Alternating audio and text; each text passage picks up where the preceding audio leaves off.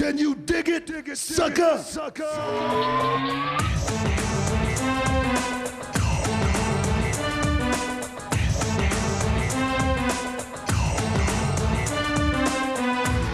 Can you dig it, sucker?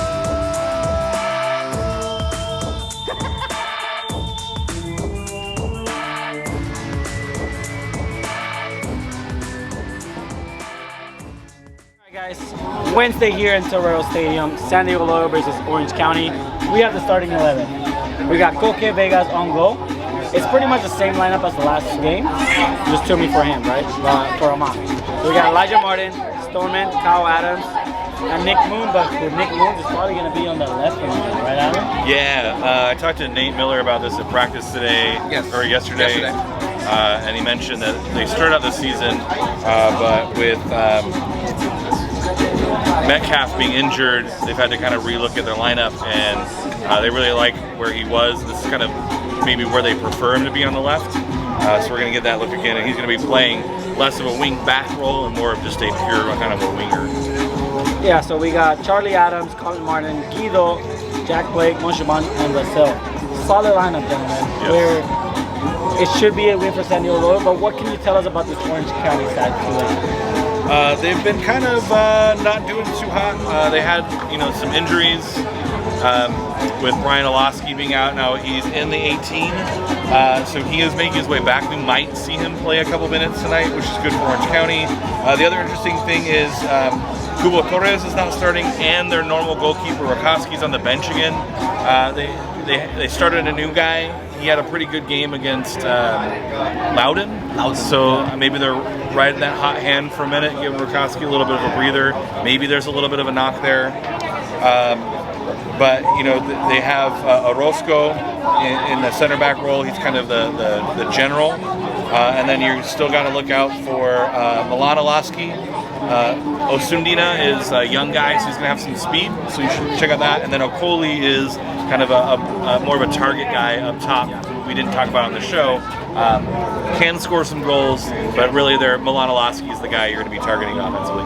Tony, what are you expecting from this game today? Hey, it's your boy Toe Nizzle, and I really think that Orange County doesn't have a chance against San Diego Loyal, especially with what we saw from this exact lineup. Because Jumi Moshabani did play a significant amount of time. And played great. And played pretty good. Amon came off in the first half, so that's exactly what we thought. It was going to be Toomey getting his legs under himself, getting warmed up, exactly preparing himself for this game. Toomey usually does very well against Orange County, so I think this game is just primed for... we did see Thomas, you saw Thomas O'Mang running some laps, so we saw him up there. He's not in the starting 11, he's not on the bench, so maybe picked up a little tweak somewhere, and he's not on today. But hopefully it's nothing to worry about, right? Yeah, exactly. So hopefully, yeah. If he's running laps, maybe an upper body injury. If he's running some laps and he looked fine. So just keeping that fitness level up, and he's ready to come back. Hopefully we get a couple goals and just nice clean goals onto the net, nothing off the woodwork, and hopefully it's really good. I think I said 2-1. You said 3-1. 3-1, sure. 3-1. You said 2-0. 2-0. He's aiming for another clean sheet, so we'll see. Almost cool. Okay. Catch you guys later.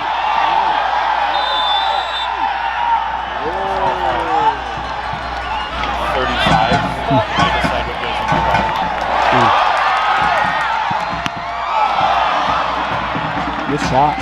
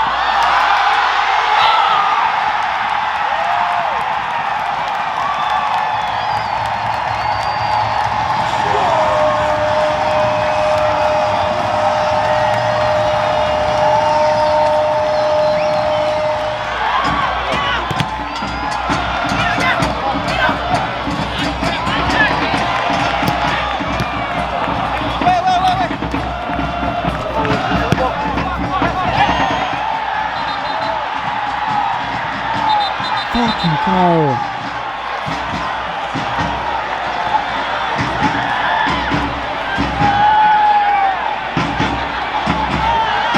There's the red card.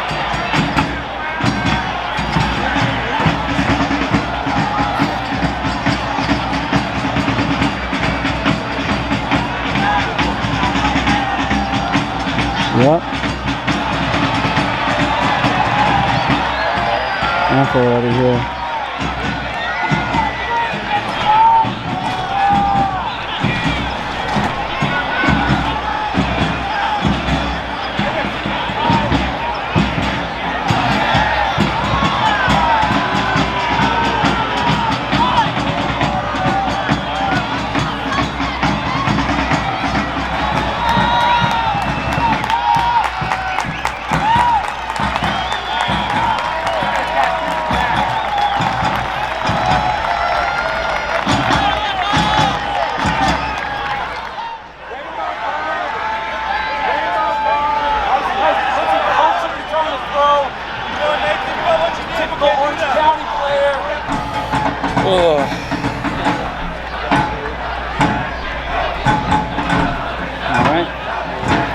A little bit that way, Tony. There you go. All right, guys. Well, we're reaching the 40th minute, and this game got a lot more interesting because both teams got a red card. Yeah. So both teams got a goal in early. San Diego Lowell gets one. You got obviously Alejandro Guido, who was at the end of that goal. Then immediately Orange County.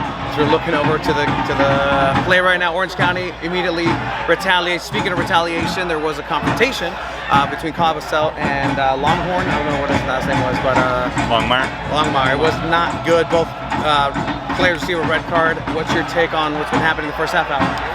I mean, San Diego's had some pretty good looks. Orange County has had one look, and they scored on it. Like, this is the typical storyline, right? With the kerfuffle, it looks like Kyle kind of bodied him up, and then they tackle each other to the ground. Longmire was clearly throwing some punches. Yeah.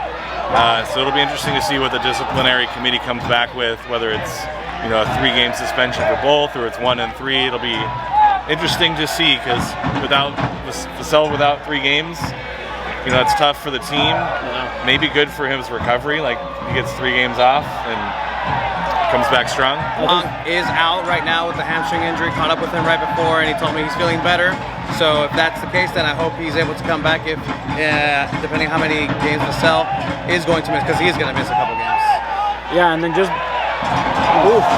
Guido just takes a shot trying to get another banger in. But what's interesting in this game is San Diego Lowell's not really playing their game. They're not getting the possession just how they're used to. And the biggest thing is I think Orange County got in Kyle Vassell's head, and you mentioned that earlier. I have a feeling like in the 10th minute. Kyle's gonna get a red card, and I mean it happened. 5 minutes till halftime. I think it's gonna end in 1-1 draw, at least into the second half. So we'll catch you guys up later. Penalty.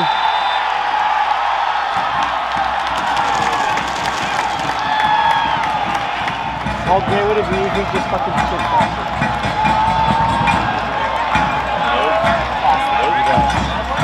I got it. That's what I'm saying, coming ka.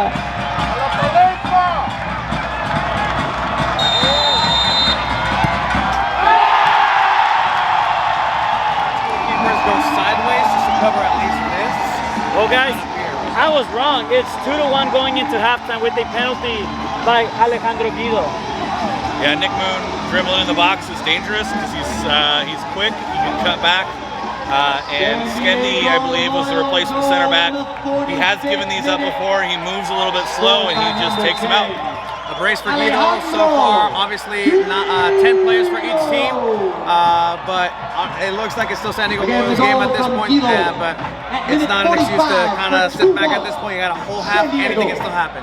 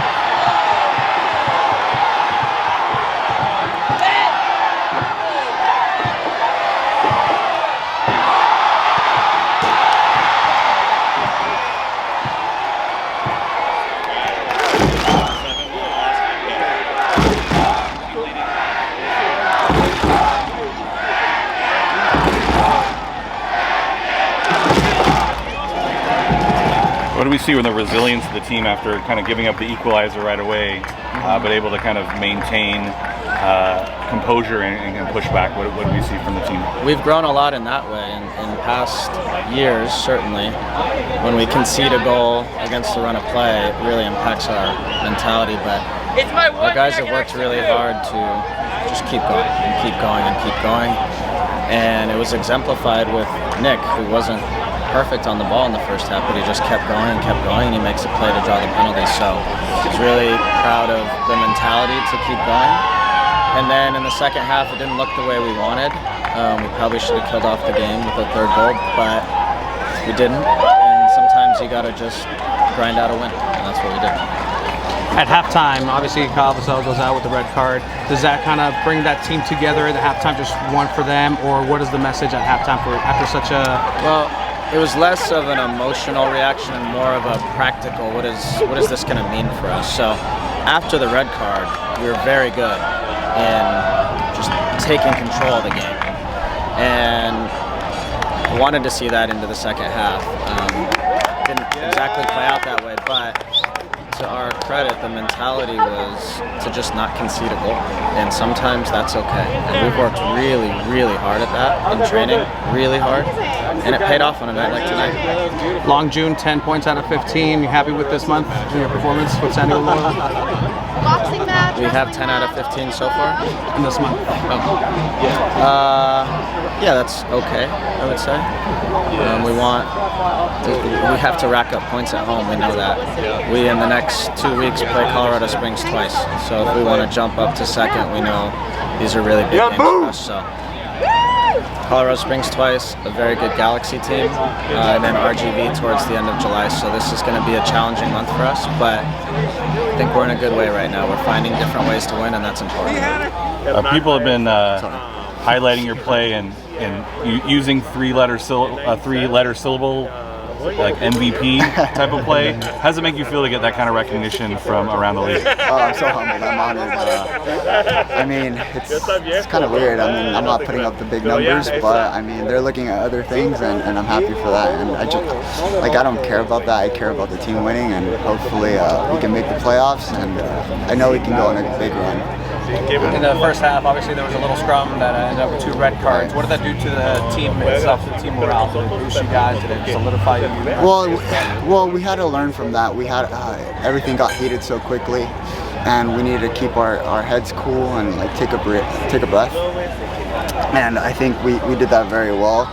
And because of that, we were able to get the second goal. You know, we didn't get carried away, and I think they got carried away a little bit, and that eventually affected them, and we were able to take advantage of that, and that's what won us the game. It was your turn to take a penalty from the spot. So tell us about your composure. What goes through your head during that time? Right, it's been a thing. We've missed a couple of PKs, and I've been working on them all season, and it was my time. And just take a quick deep breath and try to put it in the back of the net. You can be in the middle, Mr. Two Balls and a Mic. All right, guys, we're here with Mr. Two Balls and a Mic himself, Alejandro, not Guido, but Chiva Villaseñor. Alejandro Guido had a great game today. We see him with a brace, 2 red cards, 1 for each team. It was a wild game, but I think pretty much Landon encapsulated right. Like, everybody got in the right mindset, and I even talked with Elijah. Elijah actually said that moment solidified everything. That's what they needed. What they've been missing for the last 2 years is that dog in them, that dog mentality, and being able to come fight. He saw blood on Vassell, and at the end of the day, that's what helped Loyal, I think, move forward with this game. Yeah, it's a win that I think Coach Donovan mentioned. Like, there's games where you need this type of game, and you need to win this type of game if you want to be competitive over the course of a 34-game season. I mean, this is a tough match. Orange County gave them literally everything they could, and maybe in the past, this game you give up a second goal right at the end and you feel drained, but I think it's builds some momentum. You got a tough game against Colorado coming up, but now you have this in there that you can pull from, right? You've done it once already, now you can go do it again, right? You've had the blowouts, you've had the tough fights, you're down to 10 men, you ran like crazy. This is an important win in this season. It'll be interesting to see what San Diego Loyal does in the future games without Kyle Vassell. We're thinking it might be a 3-match ban. hopefully it doesn't get to that. Hopefully it's just one game and we see him back at Torero next time they play here. Other than that, it was a great victory against Orange County, 2-1, 10 out of 15 points in the month of June. It's not bad. So thank you guys for watching this. Have a good night.